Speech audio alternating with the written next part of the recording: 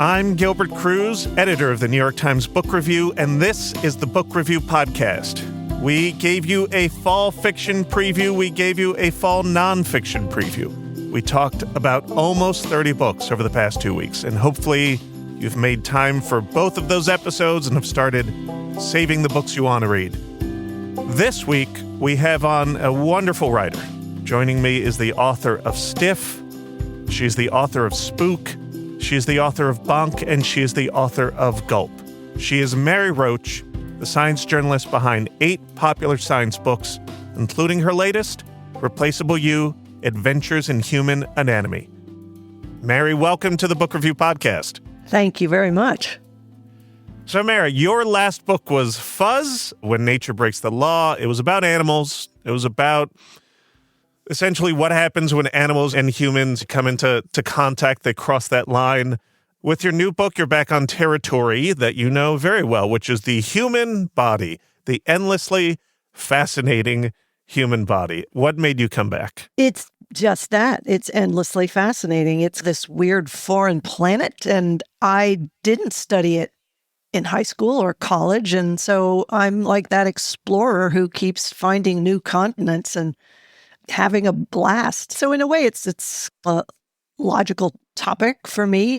I seem to just be drawn to the human body and all its miraculousness and weirdness.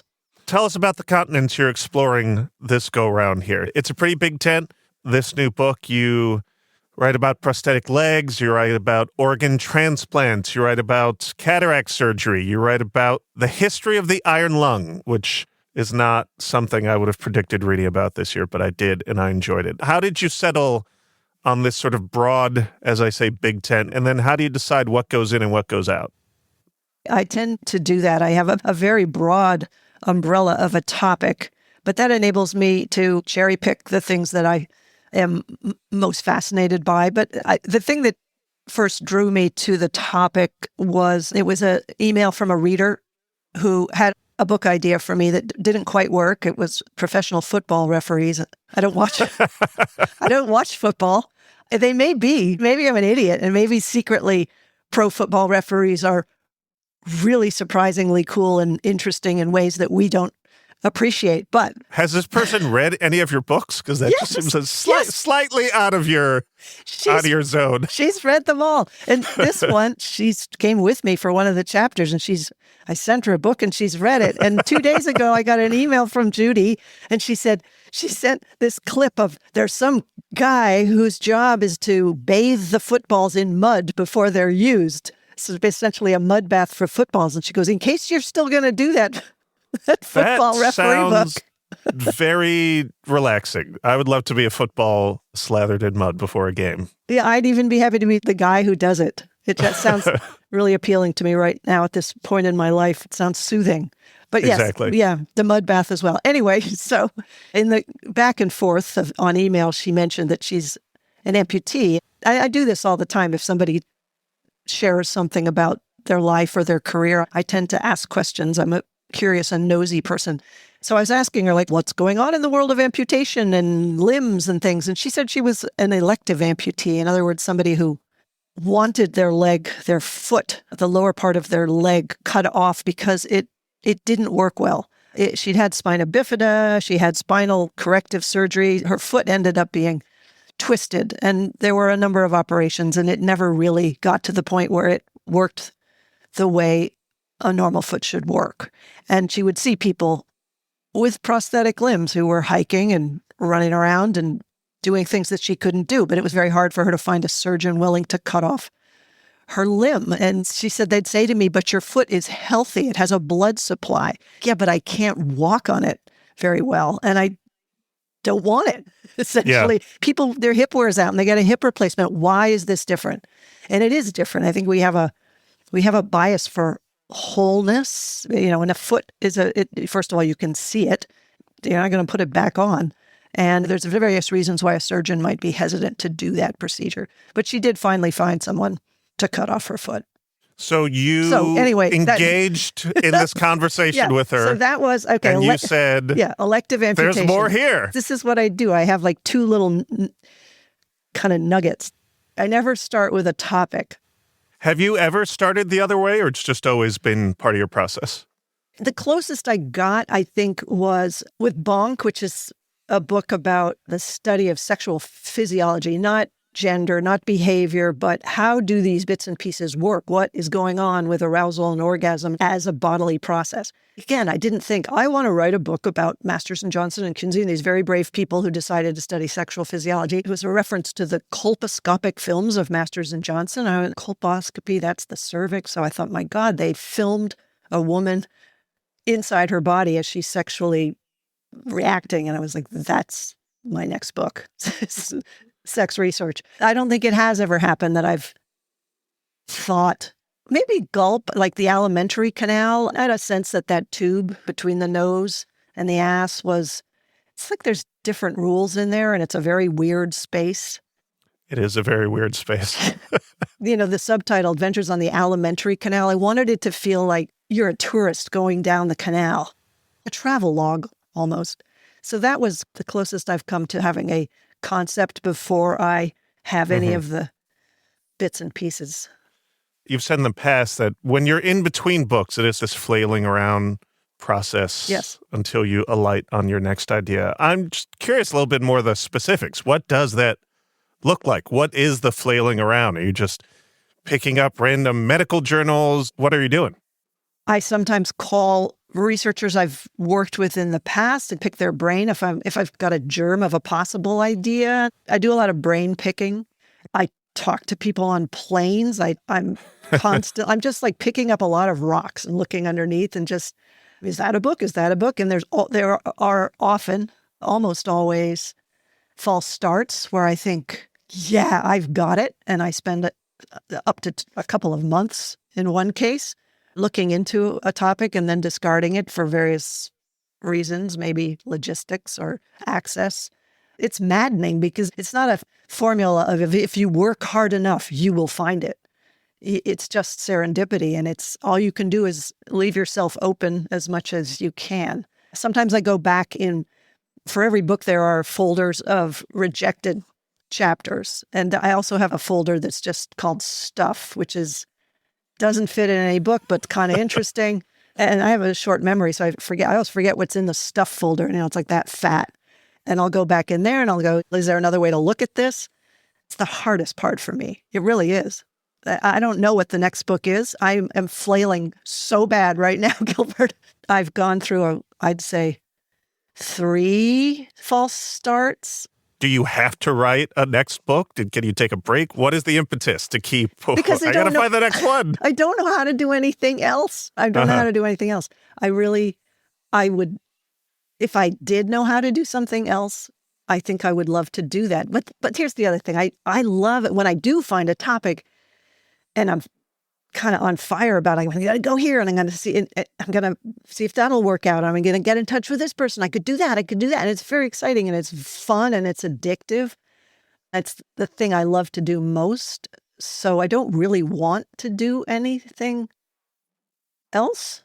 And also, there's not much else I can do. Let's be honest. I don't have any job skills, Gilbert. You've proven that you can do this. You've proven that you can do this and do it well. And that's it.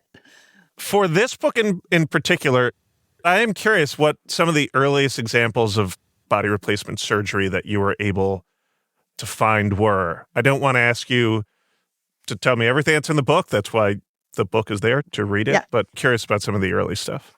Yeah, well, the book opens with the nose because that's kind of where it all began. The reason for that is that nasal mutilation was globally and historically comes up over and over. If you want to punish a lot of people in a way that's very visible to the population, so it's deterrent, you hack off the nose. It's a horrifying thing. It's somebody's face. It's their personality. It's on display. So nasal mutilation happened a lot. So early on, incredibly early on, people figured out a way to surgically rebuild noses by taking a flap of either the cheek or the forehead, the adjacent flesh, loosen that skin, but keep it attached to its original location, flop it over onto the nose and let it grow in there while it's still attached to its original blood supply. And so you put it on the nose, the body grows capillaries into the tissue that you've parked there. And you sculpt this new nose. So that was like the dawn of plastic surgery. And we're talking 1500 BCE that some of these things were going on, which was astounding to me that somebody figured that out. There were also, throughout history, prosthetic noses too. There were metal noses, eventually celluloid noses, and different techniques. My favorite being a guy named Frank Teddemore in 1896 published a paper about, he had this celluloid, lightweight, which was great, nose, and you would hang it off a pair of glasses. So they had the glasses and the nose was attached to the glasses. And this is my favorite bit. There was a little, this would only obviously work for men back then, a mustache to cover the edge, the border between the prosthetic nose and the upper lip. So it was essentially a medical Groucho Marx glasses.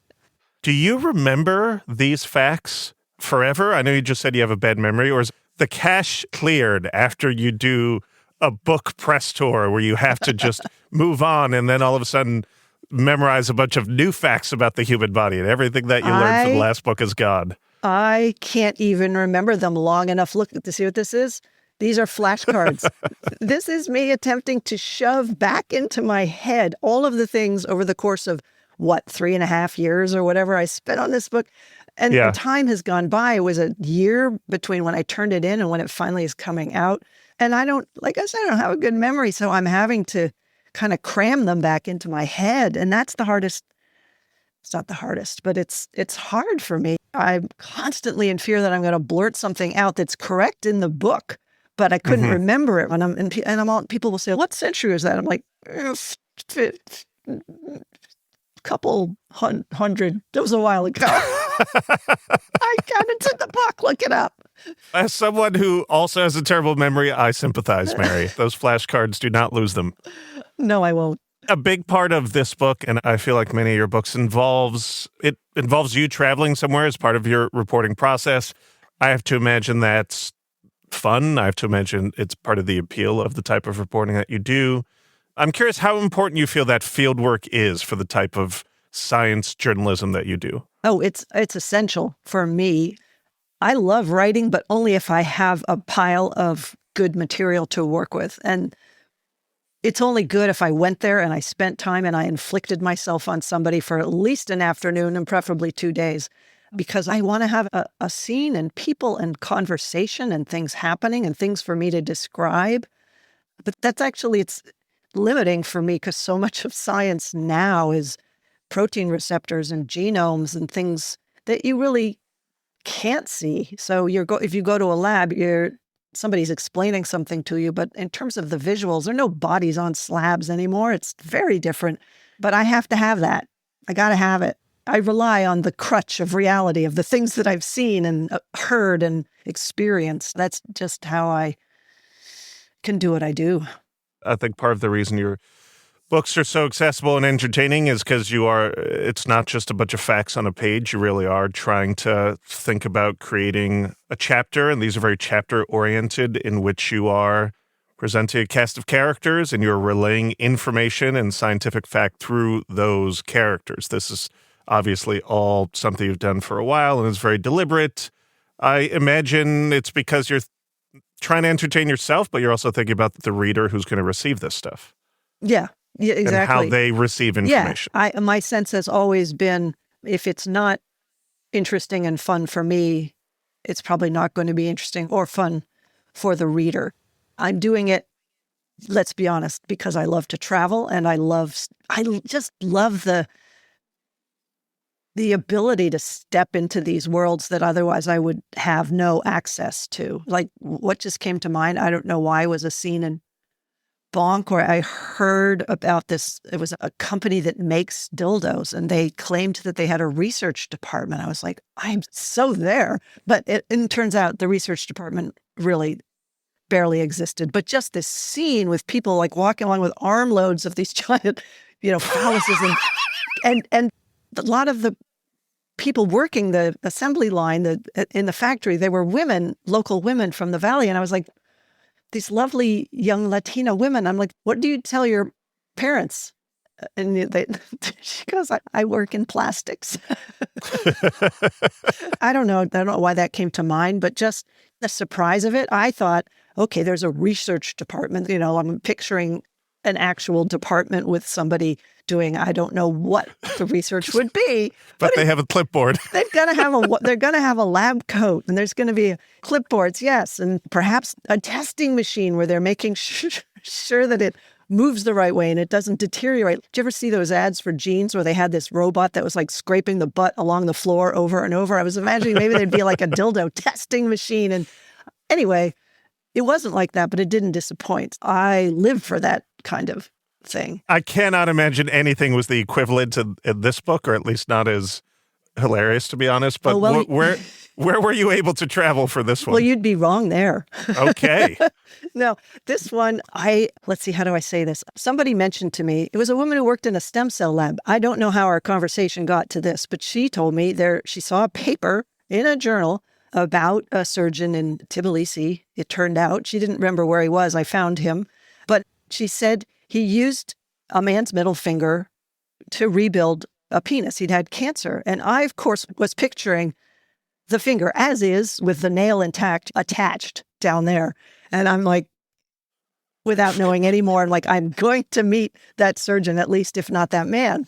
And so I sent, with the help of Google Translate, I sent emails in Georgian, in Russian, and in English. No reply. No one would call me back. So I like to travel, and my friend Stephanie likes to travel. And I'm like, the Caucasus are supposed to be lovely in autumn. And also there's a surgeon who built a penis with a finger.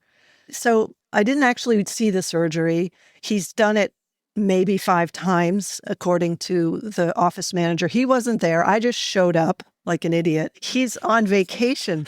And I said, but we've come all the way from America. She was very nice. She said, well, you're a couple of idiots. But she said, look, his computer is in his office. There are photographs. Let's go in. And so she sat down at his desk, and we looked at some images of that surgery, which in the end, the finger was just the interior. It was supplying rigidity. I have no idea why this surgeon chose to use the man's finger rather than some of the available implants that can be used in reconstruction or even erectile dysfunction surgery. There are implants that will do that, but for some reason, and again, I tried to follow up with him, and he never did get in touch. I don't know if he'll even see the chapter or the book. But you should send him a free copy. I should send. I typically do, but I was a little miffed that he never got back to me. Oh, fair enough. You went far. Was it nice? It was beautiful. That was beautiful up in the mountains, yeah. This is what I do. I spend a couple days on the research, and then I spend the rest of the week traveling around.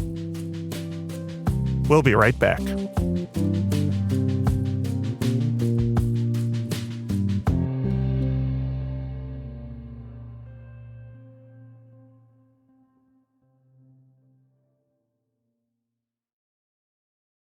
Welcome back. This is the Book Review Podcast. I'm Gilbert Cruz, and I'm here with Mary Roach, author of Replaceable You, Adventures in Human Anatomy. As I mentioned, you craft your chapters around scenes and characters and fascinating researchers and scientists and doctors you meet along the way, but you also have always incorporated humor. I think anyone listening to this conversation would not be surprised at that. How did you figure out, maybe early on in your career writing books, how to modulate between too much, too little? Is this the right place? Is this the wrong place? I'm not a good judge of that at all. My editor actually is. Here's an example. This was a section in Bonk.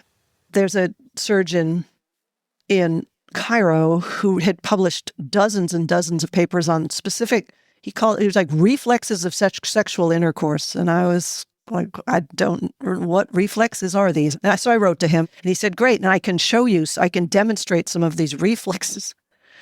And I thought, okay, that'll be interesting. So we went there, and he said, my volunteer has disappeared, but I can show you another reflex. And what he showed me was using somebody on staff at the hospital. He showed me the anal wink, okay, which is if you scratch right near the anus, it winks. It's a reflex, probably a safety thing, right? Absolutely. Yes, okay. So he showed me the anal wink. I'm like, this has got to go in the book. It's the anal wink. And I write it up.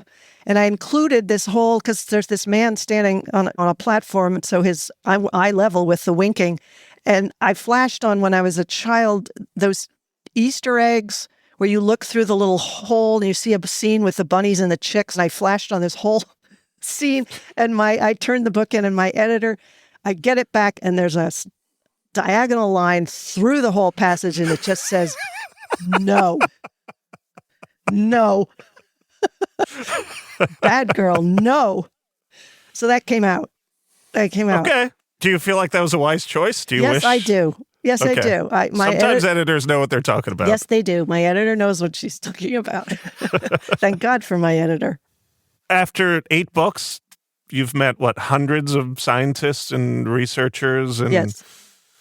Does it ever surprise you just how many different categories and subcategories of science and scientific research there are? It feels like we all know the broad categories, but then you have this person who's devoted their entire life to just this small thing. I'm making very small space with my fingers right now.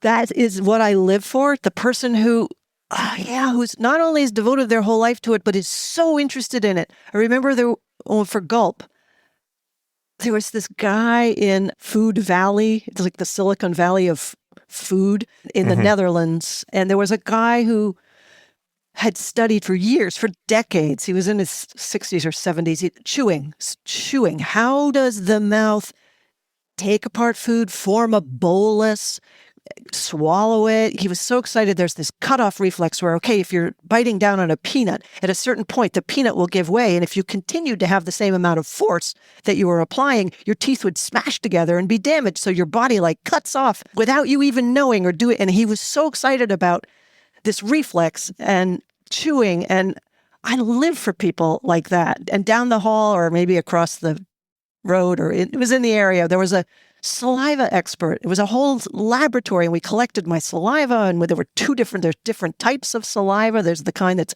the background saliva, and then when you're eating, the stuff that comes pouring in to adjust the pH and help you form a bolus. And first of all, the stuff that I was learning was amazing, but just to meet these people who are so excited and passionate about this thing that none of us ever think about.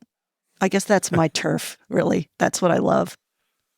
You clearly are a very curious person. Were you always this way, even before you started writing books? As a kid, as a college student? Are you the same person you were then in terms of just your desire to find out about amazing, slightly disturbing and wacky facts?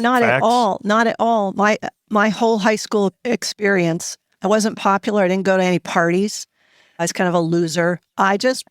I could tell you the lineup, ABC, NBC, CBS, for every night of the week. I came home, I had a cupcake and a glass of milk because I was really skinny and my mom was always trying to get me to gain weight. I'd sit down, I'd do my homework. I got great grades in high school, and then I'd watch TV. I didn't do anything extracurricular. I didn't show any interest in the outside world. I have to say, there was a period when in middle school, my neighbor and I would do these, we called them the potted meat experiments, where we went out and we had clipboards. That's kind of the only... No lab coats. No lab coats because it was winter. But we had the clipboards, and we hung potted meat sandwiches. One we hung from a tree. We buried one in the snow. We put them around. Then we went back and looked at them, and we maybe wrote something on the clipboards. I don't know. I think that's the closest I ever came to having any sort of interest in the scientific method. I had not the most exciting biology teacher. I got a good grade, but I wasn't very interested. And then I went to college, and suddenly now I have social life. And I was very focused on parties at Wesleyan. I got by, I got B's and C's, but I was mostly figuring out what kind of human being I was going to be. I wasn't very curious, and I wasn't that into my studies, I'm embarrassed to say. And then you became a magazine writer. I did. Eventually. And were you in the science space when you first started doing that work? Yeah, but only by accident. I started writing for the Sunday magazine of the San Francisco Chronicle Examiner, which was fun, but wasn't a science beat at all. I had an editor, Peggy Northrup, who went to work for this magazine called Hippocrates, which was about health and medicine. I started writing for that publication and also Discover around that time, the science magazine Discover. And these are always the most interesting things to report on. You can find science going on all over the world. So I was able to feed my habit of travel by pitching stories in far-flung locales. But it was endlessly interesting. I find science and medicine to be genuinely fascinating. And that's where my curiosity has stayed over the years. Science is also gross.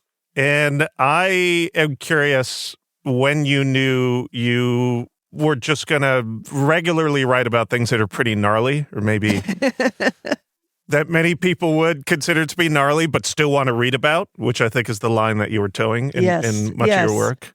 I guess it started with a column for Salon.com. I don't know if people remember Salon.com. I think I do. They're still out there. I think it was Salon.com was an internet magazine. It was exciting. It was on the internet. This is around 1999, or I think it got rolling right around then. I was invited to write a recurring feature, a column, but it was a reported column. And because I'd been writing about science and medicine and body-related things, that was the topic of it. But because it was Salon.com, there were no breaks. It was the Wild West of internet. It went up. There wasn't a whole lot of editing. And whatever I felt like reporting on, I reported on. So I did that. Stiff happened. The cadaver element of it just happened because I was wandering through the basement of the UCSF Medical School library. The basement had all the out-of-date stuff that no student would ever need or want to look at, but I love to wander through there and just see what they had. And I came across the STAP car crash conference, which was the early days of automotive safety and the early efforts to create crash test dummies. And in order to calibrate them, you had to use cadavers. And I wrote a column about that, about the use of cadavers. And then I had another cadaver column, which was for Thanksgiving. And it was how much does a human stomach hold before it bursts? Because I thought it would be a cheerful Thanksgiving Day column. Seasonally appropriate. Seasonally, column. Thank you, appropriate. But the fact that they used cadavers made no sense. We don't need to get into that. But anyway, there was a study I found, and those columns got high hit rates. And I know that because my agent I still have, had contacted me and said, you should think about a book. Which of your columns got the highest hit rates? And I'm like, these cadaver ones seem to be popular. So these things that are taboo or gross, there is a kind of built-in curiosity, I think, among readers and the public in general. So that's how I got headed in that direction, yes. But you've continued to do so. Yeah. What is it about you that really loves the taboo, whatever word we want to use to characterize it? Because in each of, not each of them, but in most of these books, there are a couple chapters where the average reader probably is, they're reading through outstretched fingers or something. Yeah, I don't know, Gilbert. There may be something wrong with me. That's not what I'm implying at all. I'm just asking where the interest lies. I think that I think that my readers are, I don't know. When I picture my readers, I just picture a room full of Mary Roach. It's like the scene in Being John Malkovich, where the whole restaurant is full of John Malkovich in various outfits. Totally. So I just assume that the people who like my books have a similarly weird bent, I guess. And I think also because this is stuff that most people shy away from, it's available to me. People have written about the heart. People have written many books about the brain and the nervous system. People have written about skin. But I'm like, the digestive system, the stuff that, I'll take that. I got it. That's mine. You've staked out your corner. Yes, exactly. Yes. And I'm happy in my corner, my filthy, dirty little stinky corner. Do you get icked out at this stuff? Are you capable of that? Yeah, I've never been icked out by anything in my books, but I have a friend, she's moved to New Zealand, but she was the medical examiner for Alameda County where I live. And she, I think, made it a personal goal to ick Mary Roach out. So one day she said, I have a couple of interesting cases this morning in the autopsy room. You should come down. And I did. And there were a couple of bodies that had been discovered after a few weeks in hot weather. And I had to leave quickly. I gagged, and I have no idea how she does what she said, "What do you mean? It's no different than changing a diaper." I'm like, "I'm sorry, it's really different." The visuals of that, I won't even begin to describe to you, but it was beyond anything I'd seen, even at the Body Farm in Tennessee where I visited. So yeah, I do have that capability to be icked out and to gag and run from the room, which is what I did. I didn't run, but I walked quickly out of the room, and I couldn't go back. Mary, you write so much about the human body, bodies that are alive, bodies that are not alive. I'm wondering if that has affected the way that you maybe spiritually think about things in your life. I'm not a very spiritual person, but I will say that seeing a dead body, either on a gurney or, in the case of the Body Farm, laid out on the grass under a tree. And I'll use the latter example because that, at a distance, that person, because they were clothed, it was the part of the experiment had to do with clothed versus unclothed. It's a forensic study. So at a distance, you think that you could mistake that for a person napping, but there's no way you would. There is something about a dead body. It is so much a hull. You have this sense of something is checked out. Something was there and it is gone. And this is a hull. It's just a shell. It's just meat now. And so that makes you think. The follow-up thought is, where did it go? So it brought that to mind. I don't have an answer. If I had to give an answer, I would say, when I die, I'm going to go back to where I was before I was born for all those millennia. I have no idea where that is or what that is. But it does bring that. It certainly brought it to mind more than it normally would.